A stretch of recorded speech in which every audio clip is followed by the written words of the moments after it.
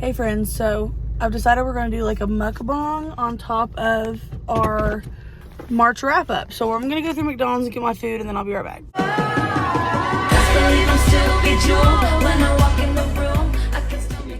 Can I get a 10-piece nugget meal with a large sweet tea, honey mustard? Anything else I can get for you? That'd be it. 973, first one. Right now I don't have my thing on because that's what's holding up my phone, so please hold. I'm starving to death. Also have a sucky lid. The last time I had McDonald's, I got food poisoning, but it was also at a McDonald's in Indiana, and it was McChicken. So anyways, we're gonna do, let's turn the air off. We're gonna do a mukbang. I just decided to because I was filming in my car anyways, and I was like, why not enjoy myself in the car? So we're gonna eat. Now only 3 of them I have are physical copies, so I have them in the car with me to like just show, and the other ones I'm just gonna put the picture up of the book here because it was 2 arcs, and then the other ones I just read on my Kindle. So please look at how cute my wallet is. Hi, Annie, how are you? I'm good. How are you? Thank you. Thank you. We got it. I'm gonna go park and then I'll be back. Let's get my food out first because I'm starving. I got my sweet tea. Beautiful. My fries are already half eaten because one thing about me, I never make it home with my fries. Because like, who wants crusty, dusty, like not hot fries? Like, that's freaking trash. And then I got my nugs. Ooh. So I'm just going to go in order of how I've read them. To start off, my reading of the month was praise. Now listen, if you hear the sound, it's because I'm in a parking lot at my job and like the bridge is right there. So it's not even a bridge. I don't know what it's called. And it's windy. Read Praise by Sarah Kate. I got this from the cover to cover when I was worked with them for a few months, and so this is one of the things that I bought from them, and this was good. So I'm a little warm. You're not watching this on the day, I don't think, but it's Pedro Pascal's birthday. Moment of silence for the love of my life. Okay, so anyways, I have my book slit. Praise. This girl, it's her ex-boyfriend's dad. They break up. She goes to get a check from him, but the assistant of him like kind of gets things mixed up. So he like owns this like sex club type deal. So she basically, when he comes in the room, she's on her knees. And because he thought that she was like one of the girls that his friend sends to him, so she like kind of plays along with it, but then she starts getting all weird because she realizes she likes it, and he like becomes like obsessed with her once they like realize who each other is. And so he offers her a job. She becomes like his assistant, and basically obviously close proximity, trying to hide it from the son but also not at the same time. And the son's kind of a dick, but it's very spicy, and she like wants to learn about all this stuff and like get like into it. It's the only one in the series I've read personally. I don't want this old man to like watch me film. Mind your business. It's the only one in the series I've read, but I think I'm going to eventually, hopefully like this year, probably read the rest of them. I gave that a 4 out of 5, only because like some parts it was like, I don't mind insta love, but some parts was like a little too not even cheesy. I don't even know how to explain it, but some parts I was just like, okay, we could have done without it. But like otherwise, like super, I would read it again. Okay. The next book I read on my handy dandy Kindle, and it's called Latte Darling by S.J. Tilley, I think is what it's called. I have my iPad here to like, so I can remember. It is a plus size romance, so you know I'm all about it, obviously. This girl needs a date to like her friend's wedding, and like her ex is gonna be there, and it was like a big problem. So she gets on a dating app. Well, she gets to this place and she's like freaking out. The guy doesn't show up, but his dad does to let her know he's not coming. And he just like instantly is like, oh my God. So they like have a moment, but then they end up like running into each other again, and they just kind of become like a little bit obsessed with each other. And she's plus size, and she's got like the insecurities of like, what the heck. And it's like age gap, obviously, but she's like, just, she wants to like pursue him, but also she's scared because of like her size and everything. So I really liked the like inner monologue of her, because it was like things that I understand, and that's like a big thing for me with plus size books. I hate when it's like plus size representation, but they have the prologue where she's plus size and the whole rest of the book she's lost all this weight and I'm like, that's not plus size representation. Like, it's a plus size girl throughout the book. There's no problem with the plus size girl losing weight, but it's like, if she's skinny during the whole book, she's not plus size. That, duh. But I gave it a 3 out of 5 because it was kind of like super slow in very weird parts, but otherwise, like, I really enjoyed it.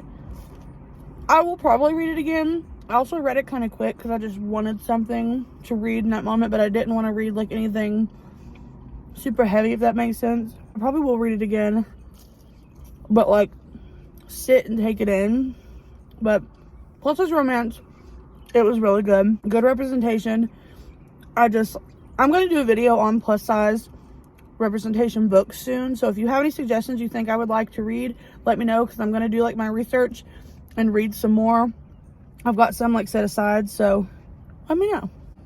I gotta put my honey mustard down for this. The third book that I read this month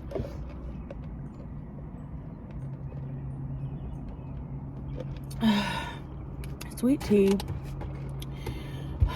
God bless. Third book I read this month, my favorite book I've read this month, one of my top 5 that I've read this year so far. I made it about halfway through it before I decided on I'm going to be getting a tattoo dedicated to it.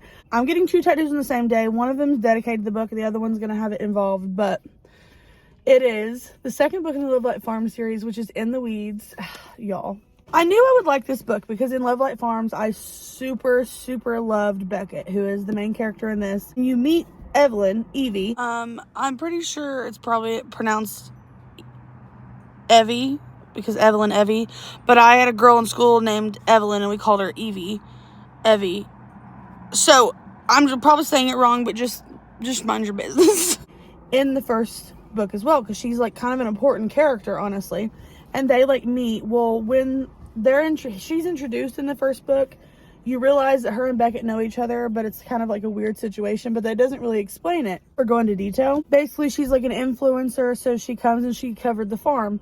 Well, she is having like a hard time in her life and like just trying to like find herself, and just she feels like overwhelmed with life and stuck, and like doesn't know what she's doing, and she's happy but she's not like fully happy with herself and like with like her like what's going on. She goes back to Love Light Farm. She goes back to Inglewood, which is like the town, just to like visit her friends that she made and just get away, because when she thought about getting away and she decided to take a break from like her life that she does, her first thought was there, and she was like, she knew she was going to see Beckett, and it was weird, but she just felt like that was the place she would need to be. So Beckett didn't know she was coming, so she goes, and of course she ends up having to stay with Beckett, because she doesn't have to, but he like offers it because of something going on. There's like a whole, like all the places that are taken up, so Beckett's like, you can stay with me, like we're friends, we need to get past this kind of thing, even though his monologues like tore the F up, because he like literally is in love with her. So, but he like knows that she's like not gonna stay, she's not like good for that life, whatever. He's like grumpy sunshine as one, but then she's very like sunshiny and just like stuck, and it's so good, and it's just beautiful, and it's like Beckett is literally the love of my life, and Evie, I just feel her, because everyone gets in the moods where you just like feel stuck, and like you don't know what your future holds, and like you don't know what's going on. And like my big thing in this book, which is what I'm getting a tattoo of, is she has a thing where she's like she finds her happy. She like came back to Inglewood so she could find some happy, and her and Beckett end up having, that's like their little thing, and he's like, did you find your happy today? Like, here, go help you find your happy. And it's like one of those cute things, and I just like resonated with me a lot, because I've been told I'm a positive person. I try to have a positive outlook on things. I try not to think of the worst, because I've been the person that constantly thinks of the worst, and it's just really hard for me. My anxiety just can't handle it, so I try my best to be positive. And if you're positive and like just kind of trying to like have a good time, people around you are gonna like, it's gonna like give off that to people. So I love this book from I'm gonna literally start crying. I love this book from page 1 to the last page, and the Find Your Happy it just hit me, and it just made me want to like spend every day working on finding that little piece. Even if I'm having a bad day, just like find that little piece of something that brings me happy and joy in my day, in my life, in the moment. And I just love that, and it just has given me a new outlook on life, and I really love it. And I tabbed it a lot, and I'm gonna get it, I think, on the back of my arm, or I'm gonna get it right here. I haven't decided. I think I'm gonna ask Bex what she thinks, because I mean, and she is awesome. I literally adore her. She's so nice. I've probably got on her last damn nerve, because I'm in her DMs all the time, either freaking out about the book or constantly posting about it lately, because I love it so bad. And I just love it. I can't wait to read the 3rd book in the series. I'm taking a break before I get to it, because I'm just so stuck with Beckett and Evie, and I love them, and I need y'all to read it. Okay, back to my food. The next book I wrote it. I'm writing a book. The next book, it was an arc that I got from an author I found on TikTok, and her name is Grace Elena. It's called Between the Vines. It's called Between the Vines. Small town romance. Age gap, grumpy sunshine. This girl moves to this town to take over this vineyard, and this vineyard was important to the people of the town, because there was like a couple there that everyone loved. Well, one of the man of the couple had passed away, and it kind of tore this town up, and she comes to take it over, and she's sunshine. She's like super, she just needs this in her life. So she goes, and she just wants an escape. So she goes to this town, takes it over. Yeah. What she doesn't realize is her neighbor is the notoriously grumpy man of the town, and he's just like not about it. Well, she runs into like these people, becomes friends. Well, they just so happen to be friends with him. Camila is the girl, Bennett is the man, and he's just very like, doesn't want to deal with people. He's also a vet, so he's like been through some like really rough stuff, and it's basically her just breaking through his walls, and like him having to realize she's not there to like take over everyone's like view of this place, and she makes it like beautiful, and she just wants to bring life to it, and she doesn't want to ruin it. And he just has a hard time realizing that, because he's got trust issues, and it's like, it's so good. Now there's gonna be a second book, and I'm super excited for it. I gave this a 4 out of 5. It comes out here. I cannot think for the life of me of the day it comes out, but it comes out this date. I'm telling y'all, it's super good. I'm pretty sure this is her debut, and for a debut, like, it's literally like perfect. I give it a 4 out of 5. The other 2 main characters in the book, which is the main guy's best friend and then his other best friend, they're like, they have a thing, and you like kind of get a glimpse into them. They're getting their own book, and it was just a really good small town. Like, everyone knows everybody, everyone learns to love her, and everyone's all like, oh my god, because Bennett's like coming out of his shell, and they're like you're really good for him. And it was just a super good, like, feel good, get your heart like ache kind of thing. So, and spicy. Don't you think I forgot about the spice? Next is book 3 in a series, Don't Let Me Go by Kelsey Ray. It's Don't Let Me Break You, Stupid Bitch. It is book 3 in the Don't Let Me series. Honestly, I think it's my favorite. Me and my best friend Danny kind of discovered her last year, and became obsessed with her on TikTok, and we become obsessed with her books. And this one is about one of the girls in like the friend group, and she ends up having a thing with Theo from the second book's older brother, who is a single dad, and he's a paramedic, and she has seizures. So he just so happens to be there when she has a seizure one night. She doesn't really hang out with people, because people don't understand like what's going on really, and she doesn't want it to like take over being her as a person. and he understands how to deal with it. And he also just doesn't hang out with people. He doesn't have friends, so that's why his brother keeps inviting them out and stuff. So they just decide to be lonely together, and like there's like drama with his kids and like why they don't talk to him and like all this stuff. And so you get like that story, you get like some little backstory on like the other characters who are going to get their own books. And then like he kind of teaches her that like she's not her like problem, like she's not her like having her seizures is not who she is as a person, but it also is, and that's okay. Like it's okay for her to like open up and tell people that so that they can like try to help her. And she just kind of has an insecurity about it, but he like helps her through it, and he helps her like when she has one, and it's just like super good. And they're so perfect, and they like are perfect in being together. And I can't, this is my favorite. He's so grumpy, but then like he meets her and he's just like, oh my god, like this girl, like he's obsessed. And who cares about the age gap? Because listen, hot older man, hot single dad, paramedic, where's the problem? The last one is an arc of a book that's coming out soon. Dodie Berry. It was Coach. This book was everything. I knew it was going to be everything. Devney never misses. So basically it's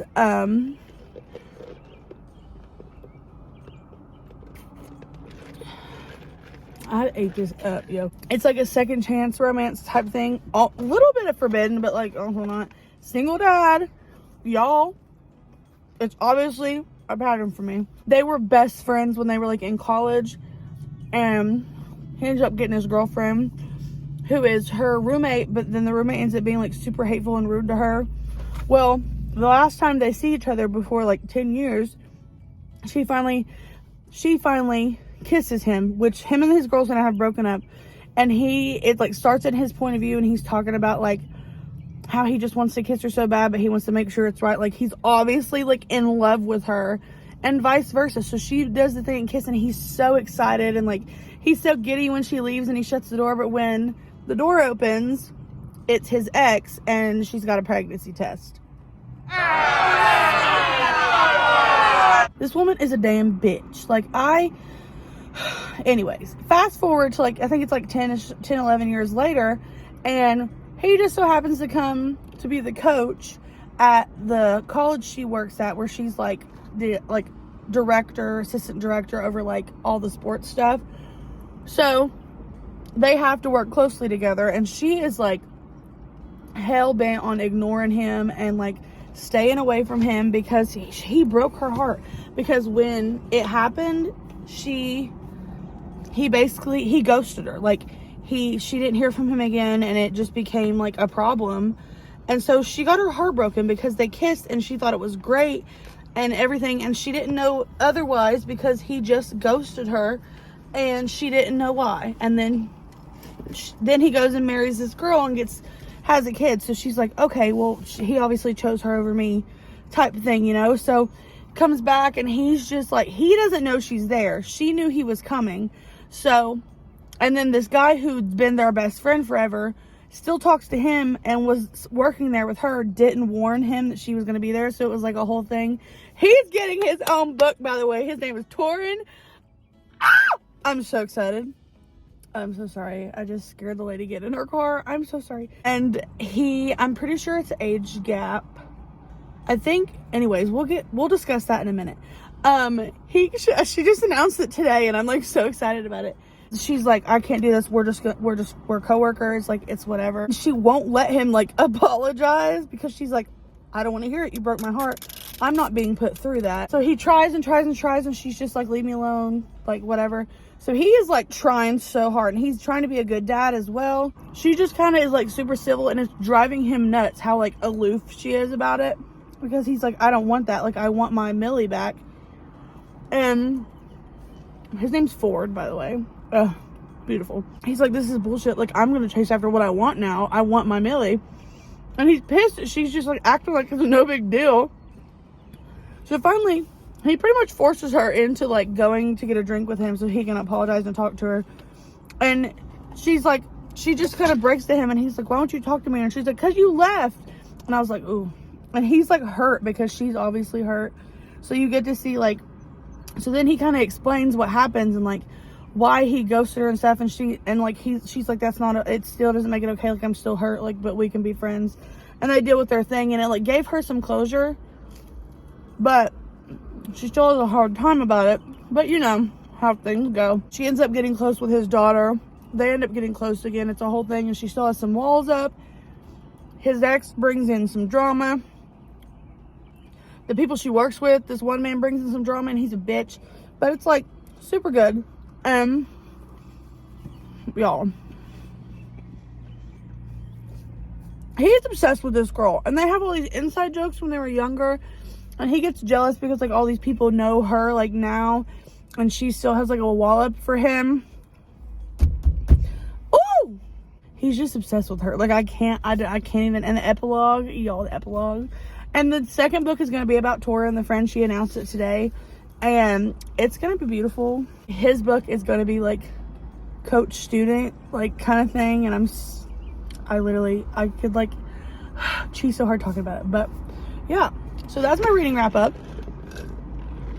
I only read, I think it was 6 books. 6 books this month. It's been a long month. In the last March and April, my last 2 months of college ever, and like I graduate. And then I've just been working a lot. It's been like a whole thing. I kind of like doing this whole in the car mukbang thing because it gives me something to do with my hands because I'm antsy. So I will see y'all in the next one. Bye.